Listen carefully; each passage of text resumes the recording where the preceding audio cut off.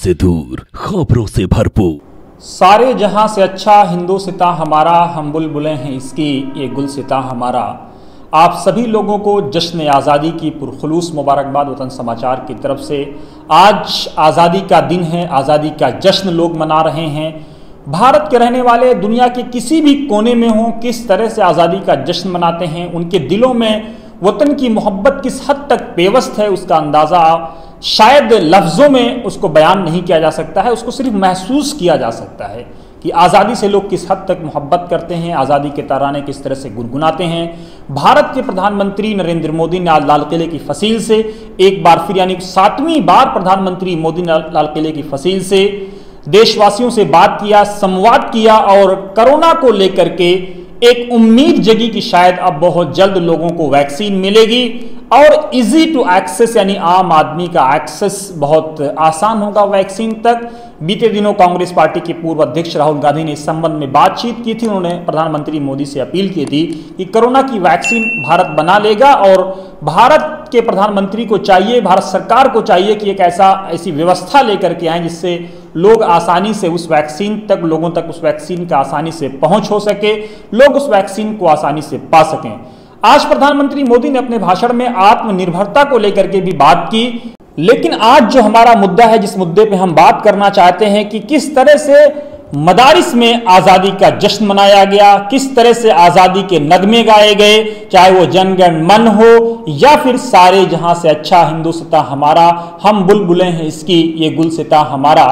आज़ादी कितनी अहमियत की हामिल है और आज़ादी का कितना महत्व है, इसका अंदाजा सिर्फ और सिर्फ मौलाना अबुल कलाम आज़ाद के एक भाषण से, उनके एक वक्तव्य से लगाया जा सकता है। मौलाना अबुल कलाम आज़ाद ने कहा था कि अगर एक फरिश्ता आसमान से आए और वो ये कहे कि भारत को अभी और फौरन आज़ादी मिल जाएगी, लेकिन शर्त यह है कि भारत कि जो हिंदू मुस्लिम यूनिटी है, जो उसकी एकता है, जो उसकी ताकत है, उससे वो दस्तबरदार हो जाए, यानी उसको वो विड्रॉ कर ले, उससे वो हट जाए, उस रास्ते से वो दूसरे रास्ते पर चल पड़े, यानी नफरत के रास्ते पर, बांटने के रास्ते पर, डिवाइड एंड रूल के रास्ते पर।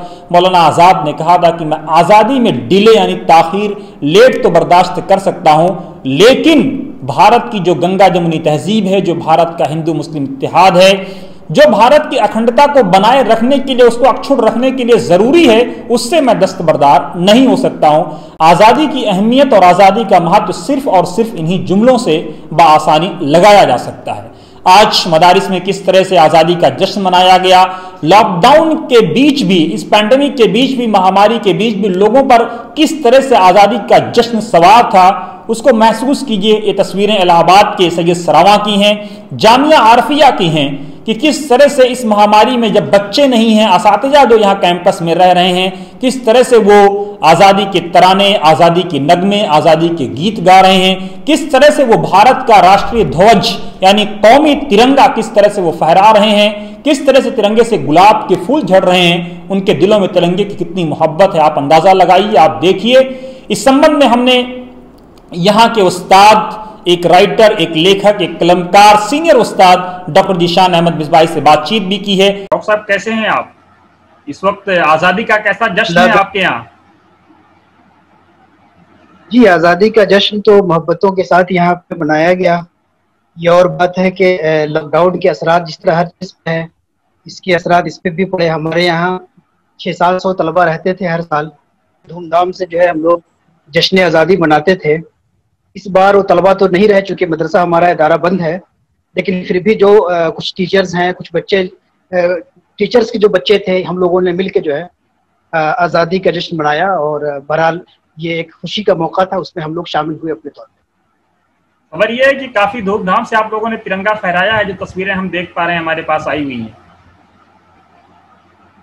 जी जी, असल में जो उत्साह और जो खुशी है और जो हमारे ऊपर वाजिब है जश्न आज़ादी का, ये आज़ादी का 74वां जश्न है, तो खुशी तो बहरहाल वही है और खुशी होनी भी चाहिए। और इसलिए हमने जो हमारे असातिज़ा कुछ जो इस वक्त इदारे में हैं और भी जो छोटे कुछ बच्चे जो उनके थे, तो हम लोगों ने उसी उत्साह से मनाया। लेकिन मैं ये कह रहा था कि हर साल जो हमारे यहाँ बड़े पैमाने पे 600-700 तलबा और असातिज़ा जो करते थे, वो रंग इस साल नहीं रहा, लेकिन फिर भी हम लोगों ने लॉकडाउन के होने के बावजूद और मदरसा जो बंद है फिर भी जो है हम लोगों ने अपना सिलसिला कायम रखा और मुल्क के साथ अपनी मोहब्बत का इजहार हमने किया इस आज़ादी के मौके पे। ख़ास तौर पे इस मौके पे हम आपके वास्ते से मुल्क के दीगर लोगों को, अपने मुस्लिम गैर मुस्लिम भाइयों को, बल्कि वतन के भाइयों को, सबको हम मुबारकबाद देते हैं। आप इन तस्वीरों को भी देखिए। तस्वीरें दिल्ली के कस्तूरबा गांधी मार्ग से आ रही हैं, एक मस्जिद से, ऑल इंडिया इमाम ऑर्गेनाइजेशन से। ऑल इंडिया इमाम ऑर्गेनाइजेशन के चीफ डॉक्टर इमाम उमैर अहमद इलियासी ने हमें ये तस्वीरें भेजी हैं। डॉक्टर साहब ने एक संदेश भी भेजा है, आप समझिए, आप देखिए कि किस तरह से मुल्क भर में आजादी का जश्न मनाया जा रहा है। 74वीं वर्षगांठ में आज जो है पहली मर्तबा इमाम हाउस में आज झंडा फहराने का कार्यक्रम सारे संतों के द्वारा ऐसा पहली मर्तबा हो रहा है। ये जो है, ये जो कार्यक्रम है, ये अनेकता में एकता की विशेषता भारत की, इसको बताने के लिए यह कार्यक्रम रखा है। हर आदमी अपना अपना झंडा चलाता है आज के दिन में, लेकिन हम लोगों ने एक झंडा भारत का, उसमें 5 जो है उसमें 5 रस्सी 5 संतों की हैं, एक साथ सब जब खींचेंगे, इससे हमारी भारत की विशेषता जो है, एकता, वो सबको मालूम होनी चाहिए। ये तस्वीर मुंबई की है। मुंबई में किस तरह से एक आलिम दीन सुफियान नियाज वानू, जो वहां के कारपोरेटर भी हैं बीएमसी में, किस तरह से वो आजादी का जश्न मना रहे हैं, किस तरह से वो तिरंगा फहरा रहे हैं। और बात सिर्फ यहीं पर नहीं है, बल्कि इस तस्वीर को भी देखिए। ये तस्वीरें हमें मोहम्मद अली सिद्दीकी साहब ने सऊदी अरब से भी भेजी हैं कि किस तरह से भारत के लोग जो दुनिया के अलग अलग कोनों में रहते हैं, चाहे वो खाड़ी के देश हों, चाहे वो दुनिया के अलग अलग कोने हों, दुनिया के अलग अलग ममालिक हों, वहां किस तरह से आज़ादी का जश्न मनाया जा रहा है। आज़ादी की अहमियत और आज़ादी के महत्व को लेकर के हमने बातचीत की Darul Uloom old boys association के प्रेसिडेंट और all India Muslim personal board के सीनियर सदस्य डॉक्टर मुफ्ती एजाज अरशद कासमी साहब से। यकीनन ये हमारा कौमी त्यौहार है और हम सब पूरे जोशो खरोश के साथ इस त्यौहार को मनाते हैं और इस मौके पर तमाम अहले वतन को मुबारकबाद भी पेश करते हैं। आज ये जो हम जश्न आज़ादी मना रहे हैं, सबसे पहले दिल की गहराई से तमाम अहले वतन को हम मुबारकबाद पेश करते हैं और अल्लाह ताला इस आज़ादी के जज्बा को, जुनून को हमेशा बाकी रखे और हम सब के दरमियान इत्तेहाद, यगानगत बाकी रखे और ये देश आगे बढ़ता रहे, यही हमारी दुआ है। आज़ादी के बाद से हमेशा जो मदारिस का रोल रहा है आज़ादी में, उस रोल को आगे बढ़ाते हुए जाहिर है कि मदारिस इस्लामिया का पहला हक है कि हम जश्न मनाएं। इसलिए कि आपको याद होगा जब हम आज़ादी की तारीख का मुताला करते हैं तो उसमें उलमाए किराम का कितना अहम रोल है आज़ादी में, शुरू से लेकर के आखिर तक। जाहिर है इसका लाजमी तकाजा तो यही है कि उलमा बढ़ चढ़ करके इस आज़ादी के जश्न में हिस्सा ले और ले भी रहे अल्हम्दुलिल्लाह।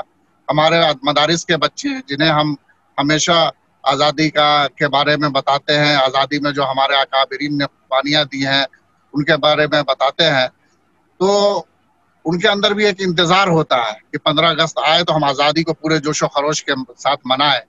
यही वजह है कि सालों भर हमारे तलबा तैयारी करते हैं। दोस्तों, हमारा एपिसोड आपको कैसा लगा, जरूर आप इसको शेयर करें, लाइक करें, सब्सक्राइब करें। साथ ही साथ डिस्क्रिप्शन और कमेंट बॉक्स में डोनेशन का लिंक दिया हुआ है, आप वतन समाचार को डोनेट करें ताकि इस पेंडेमिक में भी हम और हमारी टीम मिलजुल करके आप तक सच्ची, सही और सटीक जानकारी आप तक पहुंचाते रहें। जय भारत, जय संविधान।